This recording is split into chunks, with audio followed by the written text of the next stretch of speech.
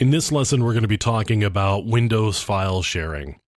I'm talking about Windows file sharing, but frankly, the protocols are the same, whether I'm doing Windows file sharing or print sharing, or a lot of communication that goes on just between different Windows systems on a network in terms of communicating names and statuses. The protocols that get used are really very much the same for all of that different functionality. As usual, I've got a packet capture here, and what I'm looking at in the protocol column is SMB.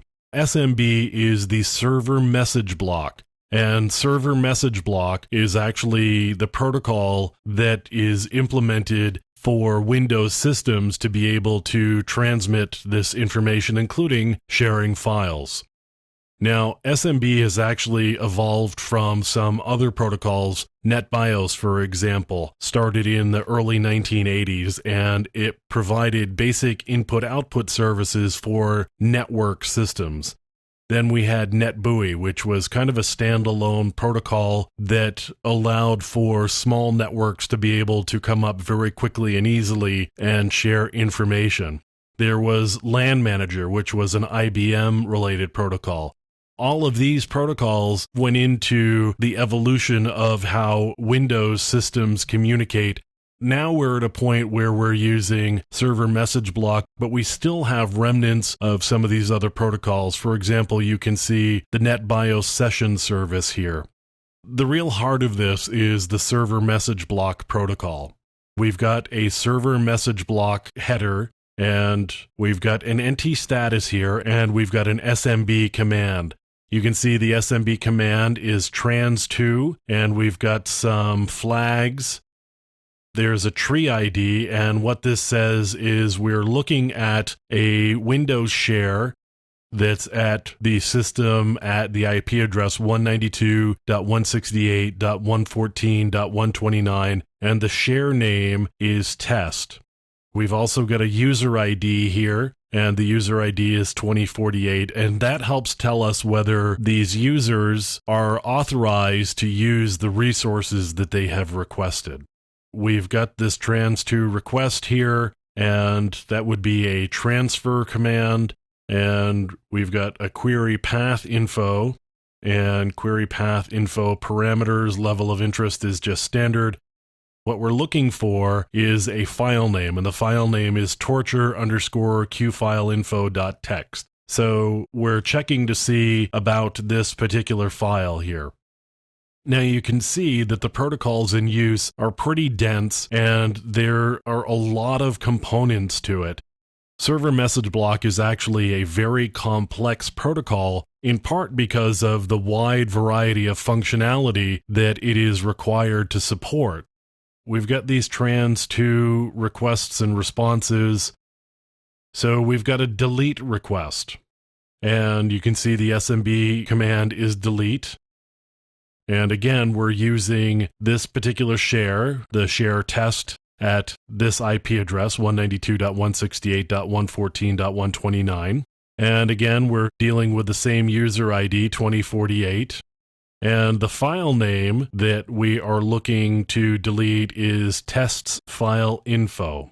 We've got a response, and the response actually says the status is that the file is a directory. So we aren't actually able to delete this particular file because the file's a directory. So now we're going to issue a delete request of tests file info /star. And what that's going to do is it's going to say, let's delete everything in that directory. We've got some trans requests here as well, and that would be to get information about the files. So we should get a file list back from this particular request. It looks more or less like there's not anything in the directory, because what I really got here was two responses. So I've got dot, which is the current directory, and then the other one would be ... which would be the directory up above. So that would be the two files that I found here. Now we're going to issue a delete directory request.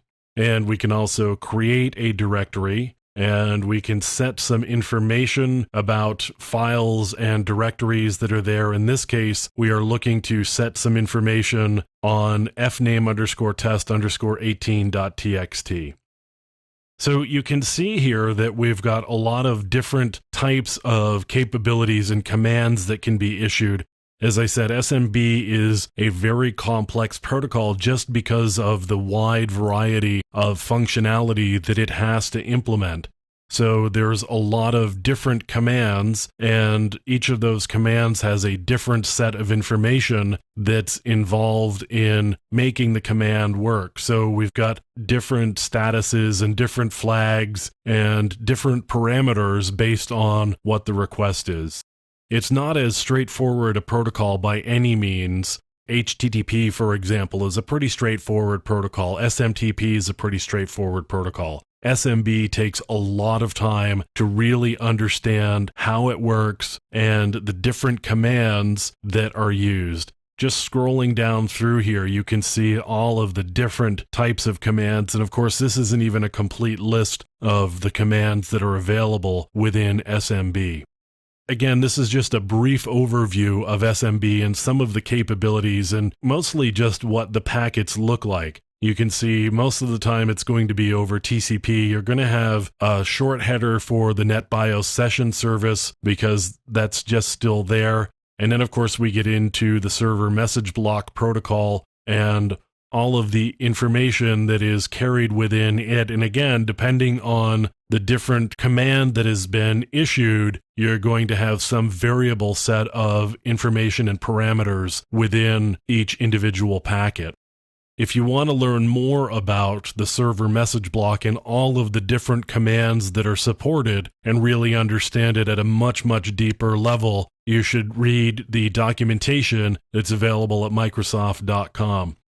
Wireshark is really helpful when you want to look deeply inside messages that are on the wire and see how it actually looks when it's being implemented and used. There's a big difference between simply looking at documentation and the different status codes and actually following a request as it goes through.